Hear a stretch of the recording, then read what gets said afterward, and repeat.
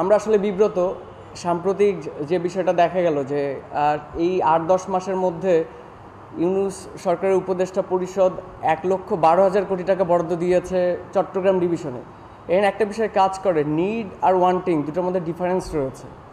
তো আমাদের এখানে নিডগুলোই ফুলফিল করা হচ্ছে না। চট্টগ্রাম তো এমনিতে হচ্ছে ল্যান্ডলক না, ওদের তো বাণিজ্যিক এরিয়া, ওদের তো লিভিং স্ট্যান্ডার্ড এমনিতে অনেক উপরে।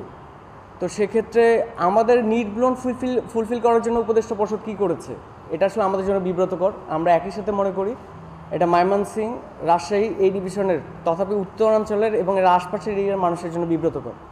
আমরা উপদেষ্টা পরিষদের থেকে এর ব্যাখ্যা চাই যে এমনটা কেন করা হলো।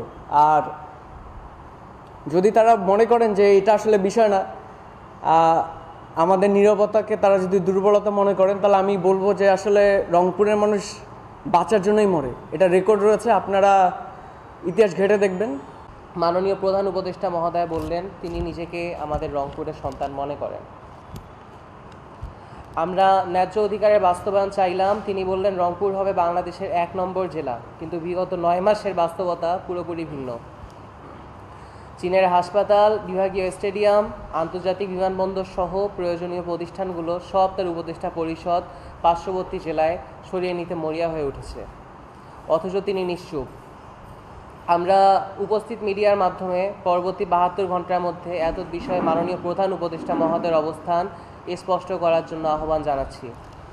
আমরা আলো লক্ষ্য করলাম যে রংপুর সিটি কর্পোরেশনের মেয়র মহোদয় অপসারিত হওয়ার পর তার দায়িত্বে আছেন মাননীয় রংপুর বিভাগীয় কমিশনার মহোদয়। সুতরাং রংপুরে বরাদ্দ বঞ্চনার দায় তিনি কোনোভাবেই এড়িয়ে যেতে পারেন না, অস্বীকার করতে পারেন না। পাশাপাশি বিভাগীয় সদর দপ্তরের দায়িত্বপ্রাপ্ত হওয়ায় বিভাগীয় সদরের জন্য প্রাপ্ত বরাদ্দ সদর দপ্তরের বাইরে নিয়ে যেতে চাইলে তিনি তা ঠেকাতে দৃশ্যমান কী পদক্ষেপ নিয়েছেন তার ব্যাখ্যাও পরবর্তী ৭২ ঘন্টার মধ্যে বিভাগীয় কমিশনার মহোদয়কে স্পষ্ট করতে হবে।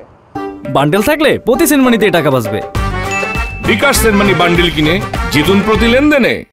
শুরু হয়েছে Standard Charter Channel I agro অ্যাওয়ার্ডের ১০ম আয়োজনের মনোনয়ন গ্রহণ।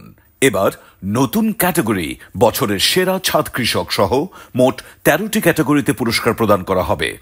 মনোনয়ন গ্রহণ চলবে আগামী ১৫ জুলাই ২০২৫ তারিখ পর্যন্ত। বিস্তারিত জানতে ভিজিট করুন www.agroaward.com এবং ফোন করুন 018737000556 এই নম্বরে।